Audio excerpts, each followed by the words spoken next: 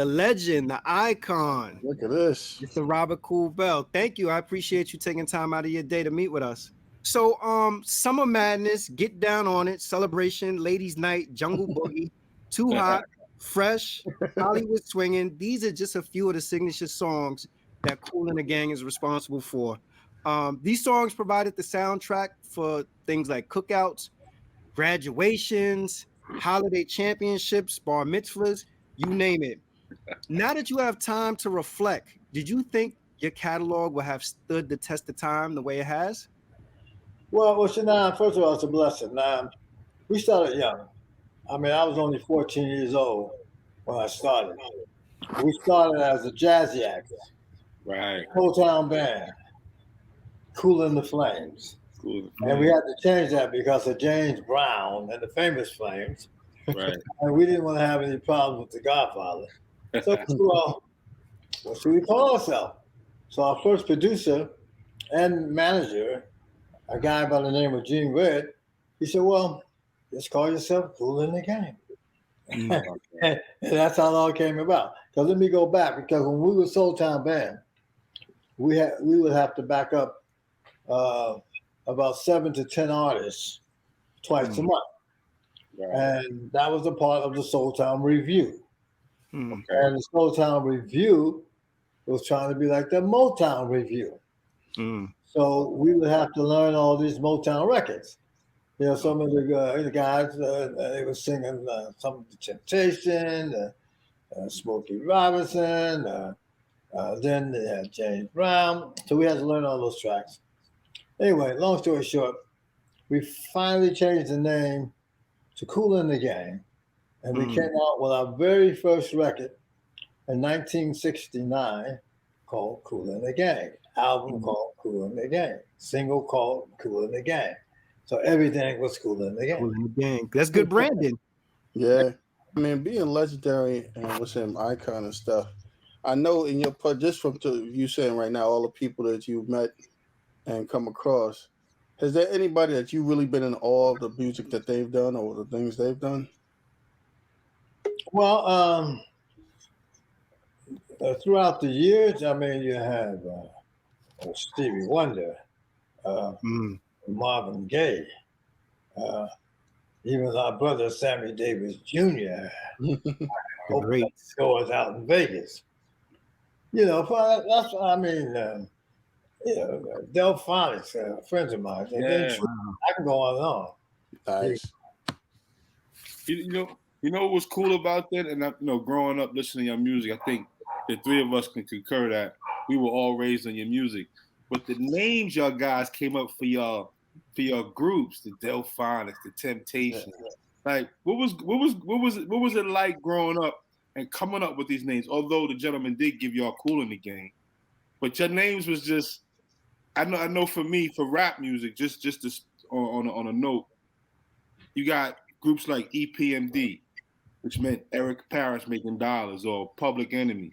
Right. So what was it that came into it with you guys when y'all developed names for yourself? Well, these other groups we met as we grew in the 70s. I mean, Kool in the Gang was Kool in the Gang. Right. But groups like the Delphonics and the Intruders and Right. the Parliaments, The Whispers. the Whispers. Well, you know, the Parliaments was a group called the Parliaments with George Clinton. That's right. They had that big hit, I Just Want to Testify. And then he changed up. We saw him, actually Gene Red, who managed us at the time, was doing something with George Clinton. So we saw him over in New York one day up on 7th Avenue. He had this mohawk haircut. I said, what's that all about, George? Man, I'm going funkadelic, baby.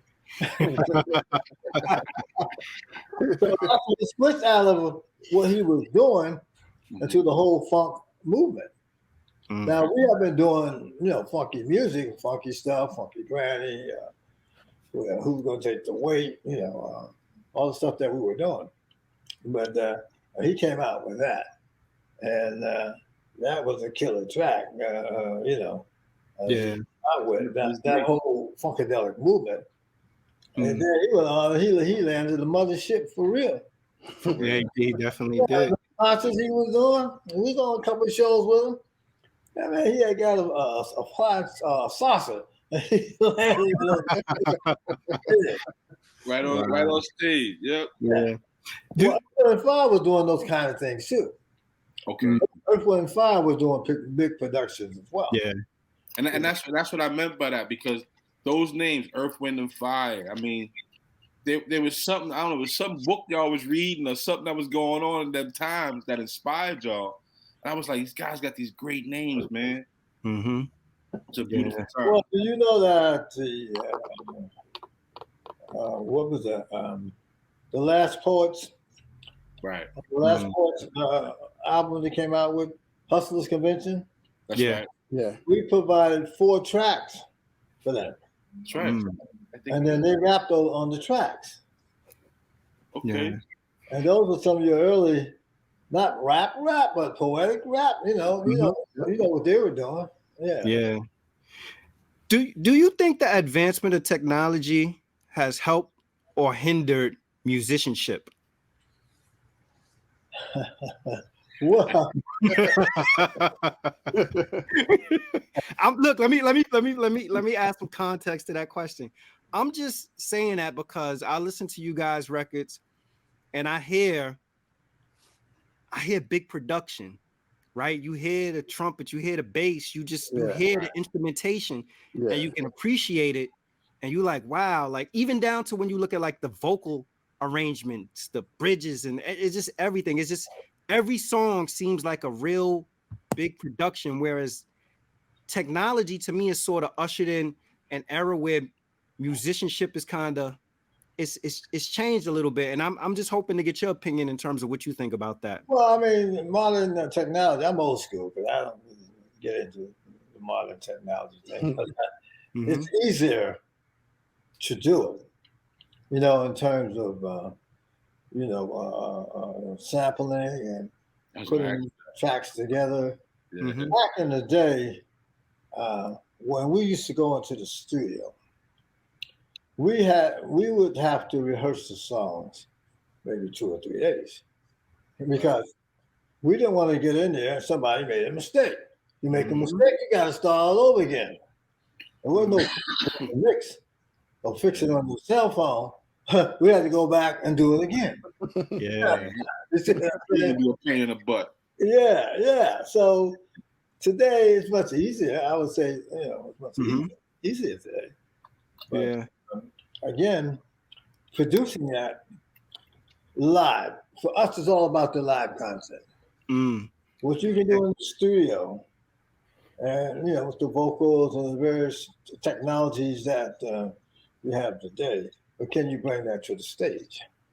Right. And that's what I appreciate you saying that, because it makes me think about like the artistry of it. Like even listening to you talk about a person going to the studio for 2 or 3 days and actually rehearse before you go to record. Now it's like you have people like, all right, I'm gonna sing 1 bar, stop it, and then I'm gonna sing another bar, stop it. But for me, it's like I'm envisioning you guys with just a reel, and you're like, yo, Bobby, you on the bass, you gotta come correct with it. It gotta be tight, kind of thing. That's what it was back during the day. Because then you had 8 tracks, then you had 16 tracks, and then you had 32, 42 tracks, and then you went all the way up to 82 tracks. Yeah. Shoot, on the cell phone, it's unlimited. So that's a whole. You can't bring a cell phone to no concert, though. I'll tell you that. Yeah. You got to show up and show out. But that's what it was. I mean, and all due respect for the music today, to the millennium, to you guys, what you're doing. All due respect, because you're keeping us alive.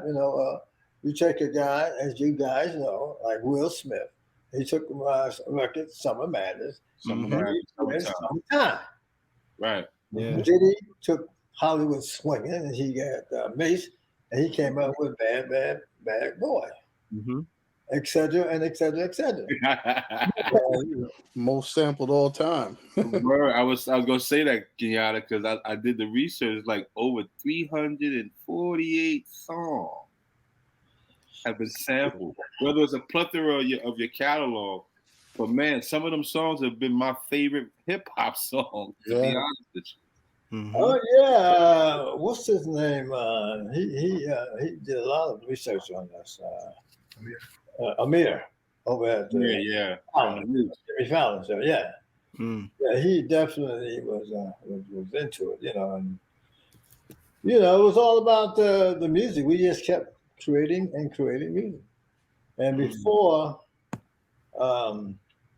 they started to control sampling, because there would be tracks, and we would know that's true. Man, that's your track. That's your guitar lick.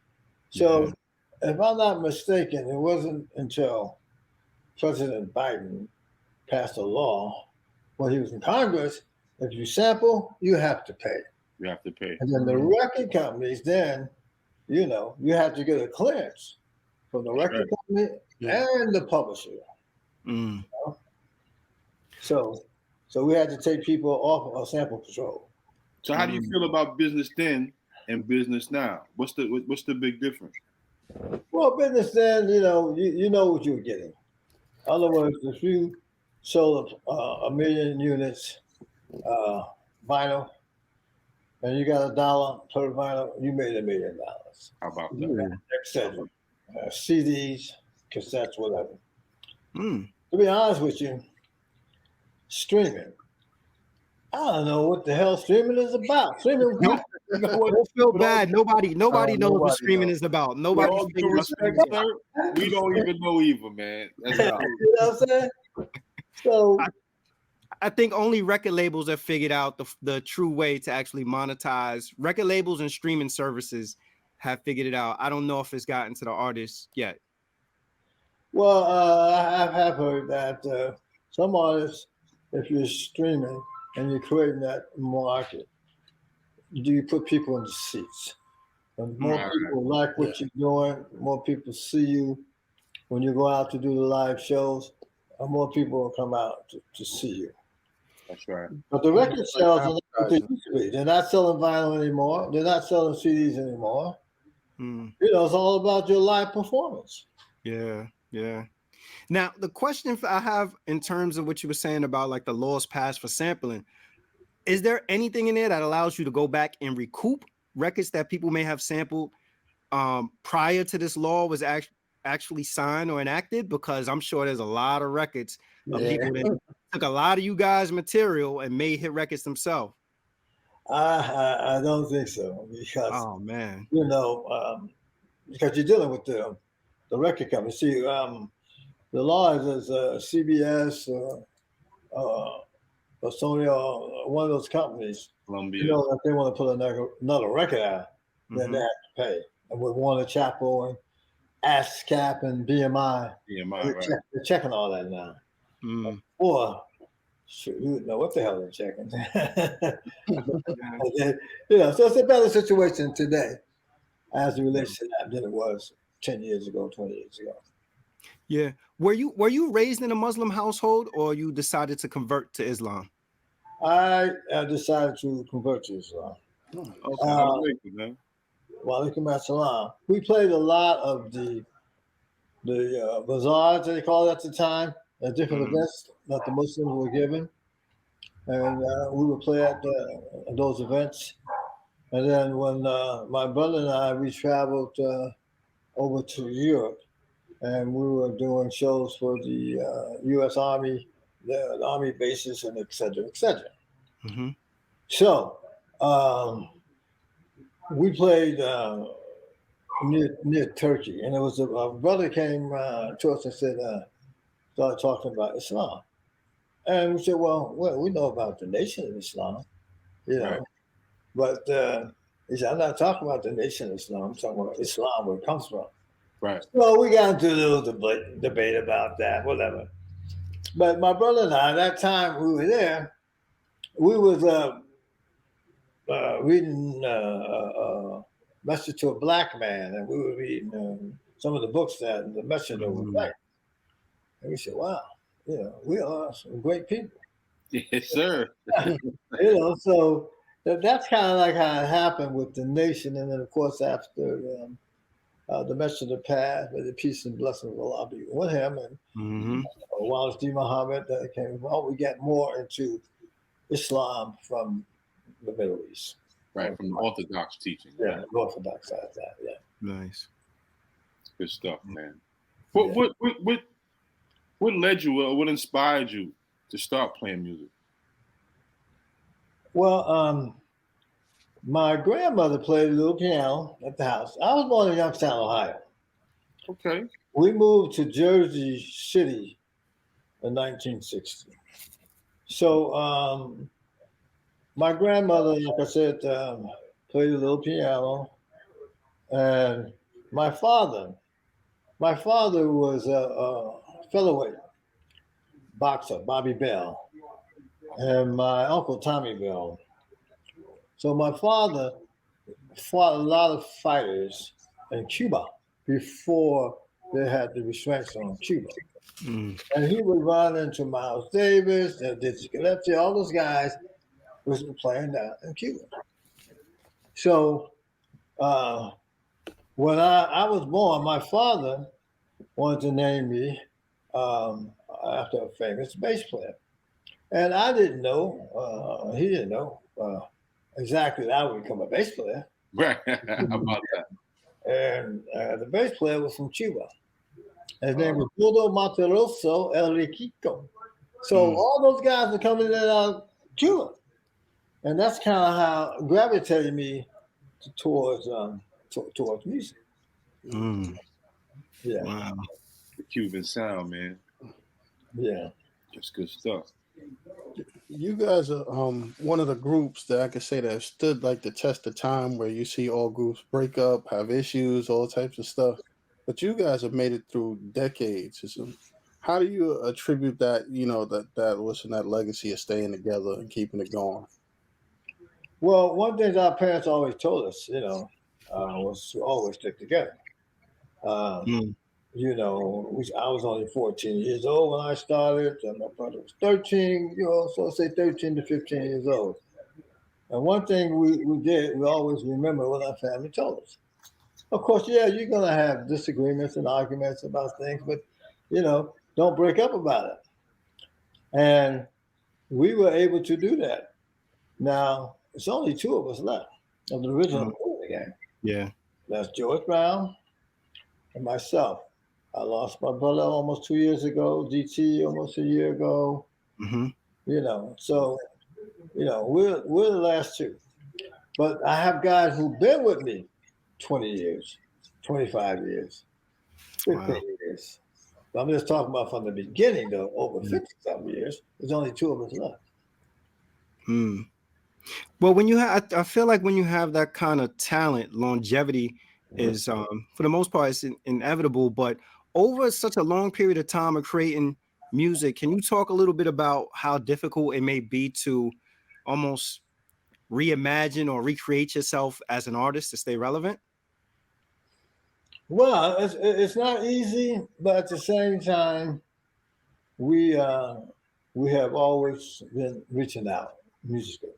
Because when we started back in the 60s at the Jazzy Acts and the Soul Town Band, the different groups that would back up, some singing blues, some singing R&B, et cetera, et cetera. It helped develop our sound, which is a mixture of jazz, funk, R&B. And then in the latter years, of course, when JT joined the band, it became what they call the crossover. But for us, there was no crossover. It was just, we got a lead singer now, so we can add to some of the songs that we were doing in our catalog. We had quite a few of them. Now we have somebody that can sing those tracks. But at the same time, we didn't want to lose our integrity in terms of our sound. When you listen to Ladies Night, you still heard the Kool The Gang horns. And now you heard the vocal, which was JT. And then Too Hot and some of the other stuff that we did. But people still love, which I call the gang heads, still love Funky Soul, Jungle Boogie, Summer Madness, Breeze and Soul, Sea of Tranquility, go back to all the stuff we did in the 70s. Yeah. That catalog is That just catalog. letting you know more. That's that. I said that. Hit That after hit after catalog, hit. I was gonna say shout out to Frankie Crocker because Frankie Crocker used to play all this stuff. Oh yeah. Well, Frankie Crocker, let me tell you, JT had just joined the band. And I was hanging out in New York, my wife and I, at Regimes, Studio 54. See that? Mm. And every weekend it was a ladies' night. So I went back to my guys and said, hey man, I got a good idea for a song. He said, what? I said, ladies' night. Ladies' night. Said, wow, there's one of those everywhere around the world. So George Brown came up with the music to it, and I came up with the title. And Frankie Crocker broke the record. Yeah. He also broke Hollywood Swinging. He brought Hollywood Swinging too. Yeah, back in the 70s, yeah. That was that time. New York City was on fire with them songs, boy. Yeah. Oh yeah. So, can you talk a little bit about how Youngstown, Ohio, and Jersey City influenced your music? I would say more Jersey City. Mm. As in Youngstown, we left. I was only 10 years old when we left Youngstown. But one thing happened with my brother and I. There used to be this school. It was called Immaculate Grammar School.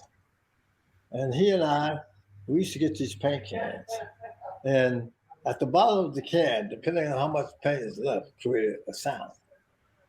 And that became like bongo for us.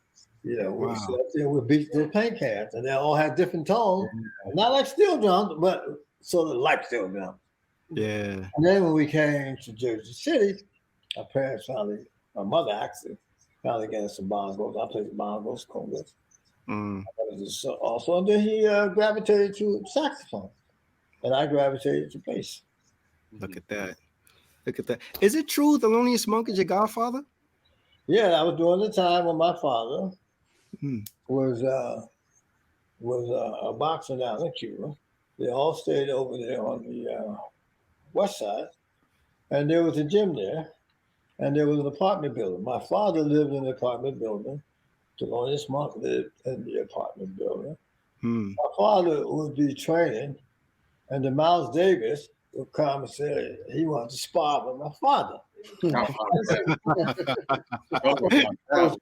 If I hit you wrong, I'm gonna bust your lip, mess up your career. Now later on, see, Miles always wanted to be a boxer. Even that movie, it shows him being a boxer. So Thelonious Monk be all there. So when I was born, my father asked, "Hey man, Thelonious, man, want you to be my son's godfather?" Wow. And that's how that came about. Is that so? Between Thelonious Monk, Miles Davis around, is that where the idea came to infuse the funk, R&B, and jazz? Yeah, well, Miles Davis did it too. You remember Miles started adding that funk to the jazz, Bitches Brew and some of that stuff he was doing. Yeah. It all came about during that time period.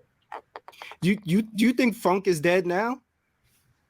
No, man. We have a company called KTFA, Keep the Funk Alive. We got 3 albums on there already. Nice. Because funk is a movement. Funk is a spirit. Funk is an energy. Funk is Africa. How about that? Well, look what's happening with this new beat, the thing coming out of Nigeria and around Right. Yeah. You can't fake the funk. Yeah. You got it or you don't.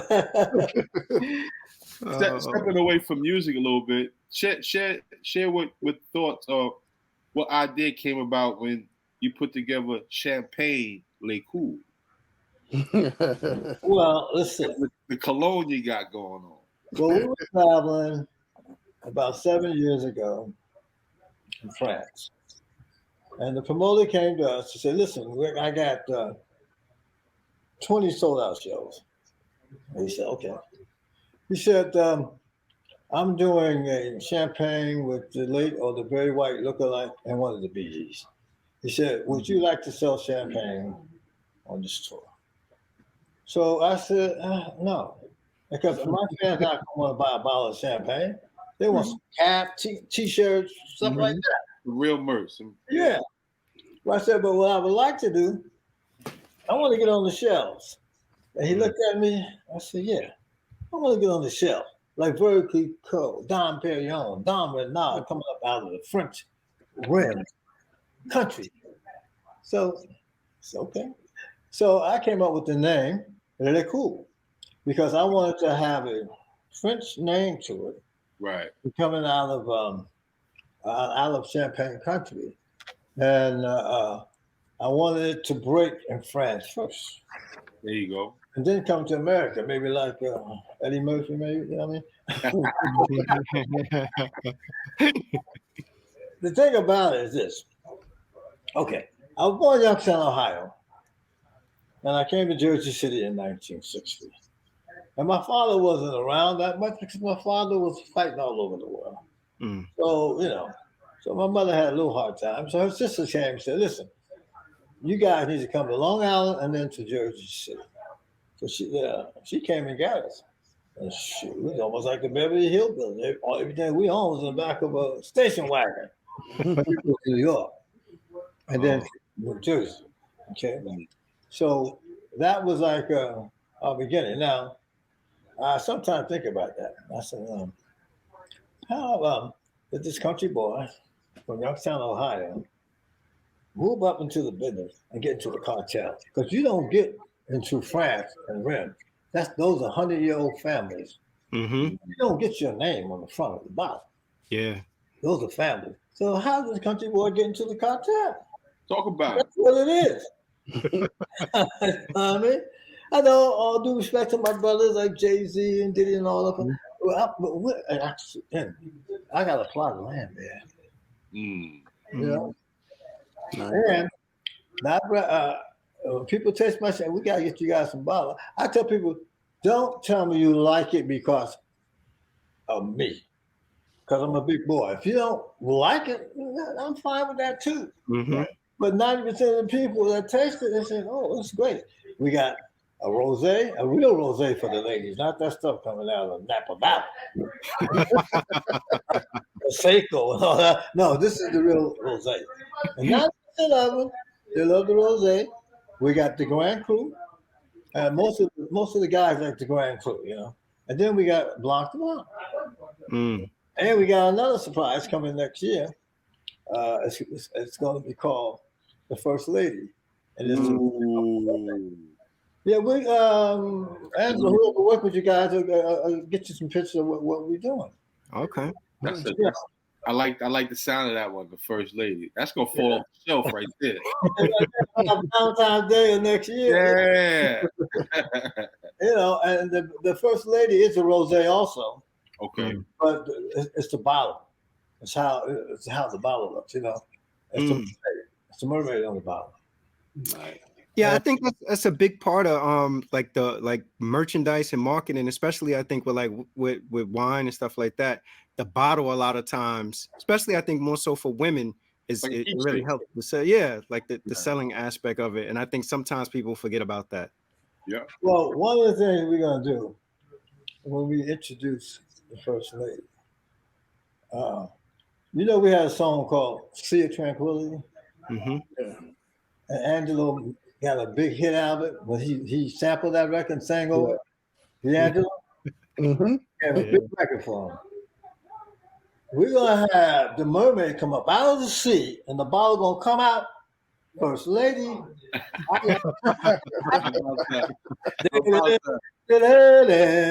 Yeah. So we because like a lot of the big boys like Southern Wines and Spirit and Moet, they didn't really take us serious. Well, you're not Dom Perignon, you're not this, you're not that. Yeah. No, we're not. I said, but a company called Applied. I said, but for every holiday, what song do they play? Every holiday will they serve Dom Perignon and Cristal? What song do they play? Celebrate. We can't come on our own champagne. We call it the celebration champagne. There you go. It's playing. Yep. Yeah. So Allah blessed us with that, and then we're making our moves, you know. I gotta believe that celebrate that record has to be like probably the most played all time record. I'm telling you, I started by saying it, but I've heard that record played at so many different events for so many different occasions. That's a timeless record. That record is going to outlive all of us 100 times over. That record is going to be playing for a long time. I wonder, when you create something like that and you finish in the studio, did you think that record would have the impact that it has today and still be around? We didn't know. What happened was that when J.T. Taylor joined the group, and when we did Ladies Night, the tag of Ladies Night is celebrate. Come on, let's all celebrate. This is your night tonight. Yep. We had just won 2 American Music Awards out in LA. And then my brother said, you know what? That's another song. Okay. And he started working on this track called Celebration. And when he played the track itself had that down home feeling, like grandma and grandpa down in Alabama somewhere sitting on the rocking chair on the porch, you know, some Kool-Aid and some lemonade, and saying Yahoo. And we put those little simple lyrics on top of that. Ooh, that record we're going to be standing the test of time. I mean, who knows? It's all the blessings of God. I mean, we didn't know that. Yeah. There's a party going on right here. Look, I'm no good because I probably would have my calculator out every time a sporting event came around. I'm like, come on. Well, do you know the celebration was played in the space station when the astronauts got up one morning? And that doesn't surprise me. Like I said, they got a celebration up in the space station. Yeah. Like you think about like cross-generational.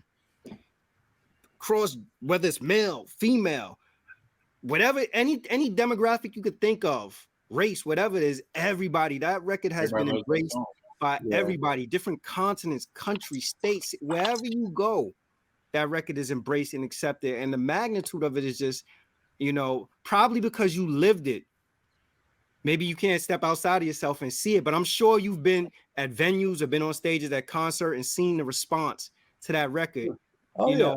And step outside of yourself and be like, man, like I was here for the infancy, the actual creation of this, and to see people respond to something like this, that's got to be an amazing feeling. Well, Shannon, the blessing is we have songs like Summer Madness.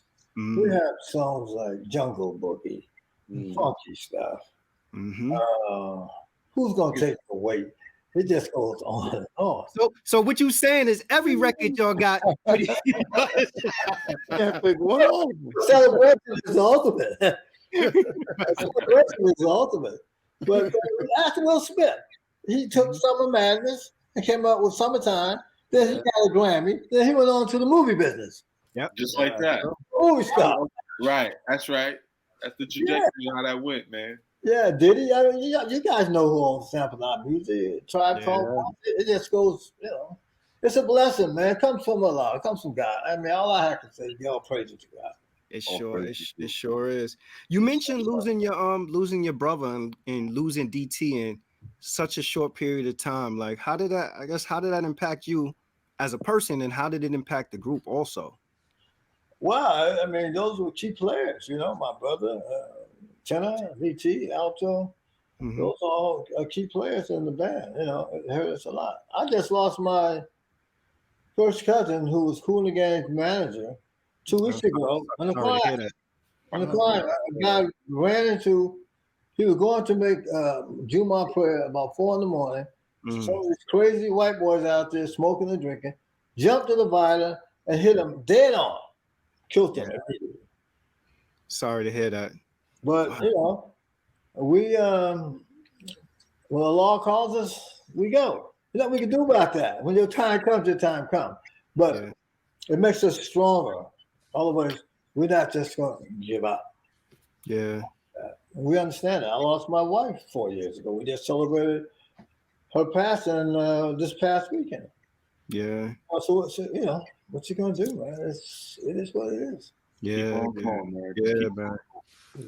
Got the very, very resilient, man. Very resilient. You know, not only from the standpoint of a musician and being in the industry for decades and being successful, but also like listening to your stories about your personal life. Like that's you know, your resilience. Well, I can't talk about it all right now. We're working on a documentary. Mm-hmm. We're working on a movie. Nice. And one of the working titles is called Hollywood Swinging, #1 with a Bullet. I like it. Two sides to that story. I like it. Back in the day when you had the Billboard, you got #1 with a bullet. Castbox, #1 with a bullet. Or Record World, #1 with a bullet. Mm-hmm. But it's the other side of all that. Yeah. To be told at some point. I'm not going to talk about it. Yeah. No. You can't give those away. Look, you know, one of my favorite documentaries. Did you ever see the I think it's debuted on NBC. Did you ever see the Temptations documentary? Oh, that was a hell of a documentary. I thought that was put together well. That play was a hell of a play too. Before it was before COVID hit. Mm-hmm. I think it's back out there now.